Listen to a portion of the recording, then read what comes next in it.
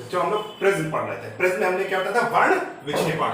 वर्ण विक्षेपण क्या होता है, प्रिज्म द्वारा श्वेत प्रकाश को 7 रंगों में विभाजित कर देना वर्ण विक्षेपण कहलाता है। जब भी कोई श्वेत प्रकाश किसी प्रिज्म पर टकराता है तो प्रिज्म उसको 7 प्रकाश में डिवाइड कर देता है, यही घटना वर्ण विक्षेपण कहलाती है। श्वेत प्रकाश का 7 रंगों में, श्वेत प्रकाश का 7 रंगों में बटना या विभाजित हो जाना, ये घटना वर्ण विक्षेपण कहलाती है। इसका रीजन क्या होता है, क्योंकि रिफ्रैक्टिव इंडेक्स म्यू जो है वो वेवलेंथ पे डिपेंड करता है। म्यू जो है वो वेवलेंथ पर डिपेंड करता है।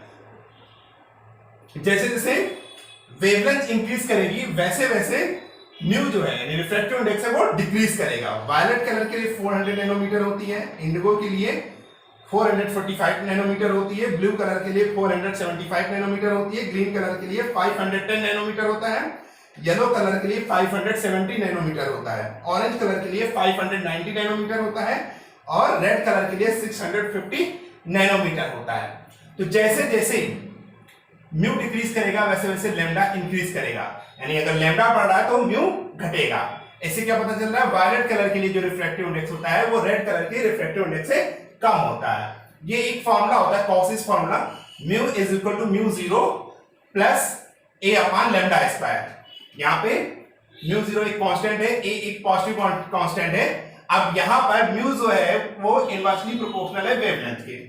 तो जैसे जैसे वेवलेंथ इंक्रीज करेगी वैसे वैसे रिफ्रैक्टिव इंडेक्स म्यू की वैल्यू जो है वो डिक्रीज करेगी।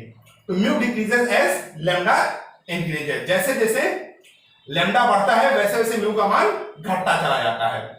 तो इससे क्या पता चल रहा है कि जो भी ब्लू कलर का जो रिफ्रैक्टिव इंडेक्स होगा वो रेड कलर के रिफ्रैक्टिव इंडेक्स से अधिक होगा। तो इससे पता चल रहा है कि जो वायलेट कलर का जो डेविएशन होगा वो रेड कलर से अधिक होगा। इसीलिए जब हम देखते हैं वर्ण विक्षेपण में सबसे नीचे सबसे ज्यादा डेविएशन जो होता है वो वायलेट कलर के लिए होता है और सबसे कम जो डेविएशन होता है वो रेड कलर के लिए होता है।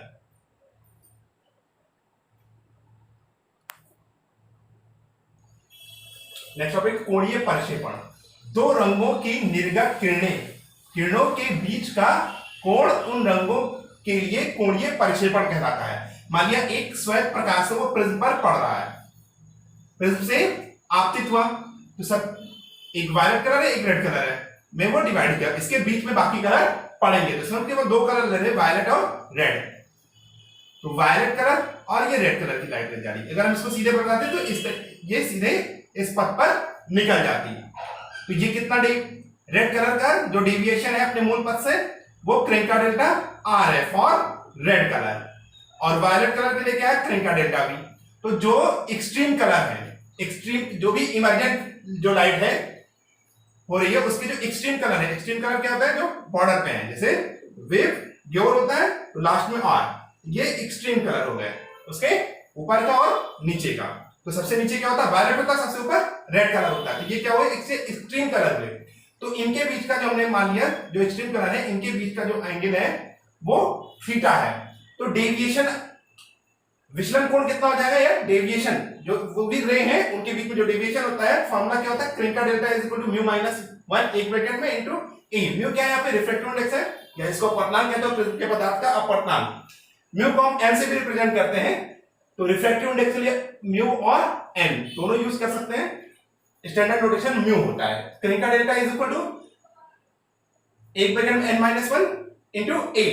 तो एंगल जो बन रहा है वायलेट कलर और रेड कलर के लिए, वायलेट कलर के लिए और रेड कलर के लिए जो एंगल बन रहा है वो होता है theta is equal to mu we minus mu r into a, जहां पे म्यू वी क्या है, refractive index of violet and refractive index of red colour.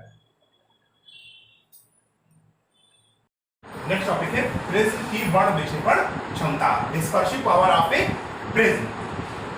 किसी प्रकाशिक माध्यम से श्वेत प्रकाश गुजरने पर दो रंगों के बीच कोणीय वर्ण विक्षेपण तथा उनके बीच माध्य विचलन कोण के अनुपात को माध्यम की परिक्षेपण क्षमता कहते हैं, इसको ओमेगा से रिप्रेजेंट करते हैं। ये रेशियो होता है angular dispersion theta two the deviation of the mean रे येलो। विबग्योर क्रम में जब स्वर्ग बढ़ता है तो विबग्योर क्रम में बढ़ता है, तो उसका हम मीन रे लेते हैं। तो मीन रे यहाँ पे क्या है, येलो कलर है, मीन रे येलो कलर है, तो येलो कलर का हम डेविएशन एंगल लेते हैं, विचलन कोण लेते हैं। मान लिया क्रेका डेल्टा वाई है। प्रिज्म पर एक श्वेत प्रकाश पड़ रहा है, पढ़ने के बाद में अगर वो सीधे निकल रहा है, पढ़ने के बाद वो 7 कलर में डिवाइड कर देता है। तो उसका सबसे नीचे वाला जो कलर होता है वो वायलेट होता है, सबसे ऊपर वाला रेड होता है। इनके बीच का कोण थीटा तथा जो मीन रे है, यानी मीन कलर की जो रे है जिसको हम येलो कलर कहते हैं, उसका डेविएशन कितना है। तो इस थीटा और इस येलो कलर के डेविएशन एंगल का जो अनुपात होता है वो प्रिज्म की वर्ण विक्षेपण क्षमता कहलाता है। तो ओमेगा इज इक्वल टू क्या हो गया, थीटा अपॉन क्रेका डेल्टा वाई, जहां पे ओमेगा क्या है, प्रिज्म की वर्ण विक्षेपण क्षमता है, डिस्पर्सिव पावर ऑफ ओमेगा। अब हमें मालूम है थीटा इज इक्वल टू क्या होता है, theta is equal to mu we minus mu r into a तथा विचलन कोण क्रेका डेल्टा इज इक्वल क्या होता है, म्यू माइनस 1 इंटू ए, या इसको लिखते हो n माइनस 1 इंटू ए। म्यू या n दोनों रिफ्रैक्टिव इंडेक्स है, दोनों सिंबल यूज करते हैं, स्टैंडर्ड नोटेशन म्यू होता है, इसलिए हमने यहाँ पे म्यू यूज किया हुआ है। तो येलो कलर के लिए एंगल ऑफ डेविएशन क्या हो जाएगा, क्रेका delta y is equal to एक ब्रैकेट में mu Y minus 1 bracket close into a. आप ओमेगा इज इक्वल टू यहाँ पर थीटा की वैल्यू रख दी और क्रेका डेल्टा वाई की वैल्यू रख दी, यहाँ से ए कैंसिल हो जाएगा, तो ओमेगा इज इक्वल टू आ जाएगा mu we minus mu R upon mu Y minus 1। अब यहाँ पे एक क्वेश्चन भी पुट अप हो सकता है कि मीन रे येलो क्यों लिया जाता है, वेव क्यों। अब यहाँ पर 3 इधर मिड में तो ग्रीन कलर बचा, लेकिन यहाँ पर कलर क्या लिया गया है, येलो लिया गया है। बिल्कुल मिड में तो क्या आ रहा है, ग्रीन आ रहा है, और यहाँ पे क्या टर्म यूज हो रहा है, माध्य विचलन कोण, यानी जो बिल्कुल मिड में जो लाइट रेज आ रही हो उसका हम विचलन कोण लेते हैं। लेकिन यहाँ पे क्वेश्चन में क्या लिया गया, वर्ण विक्षेपण क्षमता निकालते समय हमने येलो कलर का लिया है। यहाँ पे माध्य विचलन कोण के लिए हमने कलर कौन सी लाइट ली है, येलो कलर के लिए है। तो ये तो मिड में आ नहीं रहा है, फिर भी हम यहाँ पे मिड में क्या आ रहा है, ग्रीन आ रहा है, लेकिन यहाँ पे हम मिड रेंज क्या लेते हैं, येलो कलर लेते हैं। इसका भी एक रीजन होता है। रीजन बता रहे थे कि येलो कलर मिड में क्यों लिया जाता है माध्य में।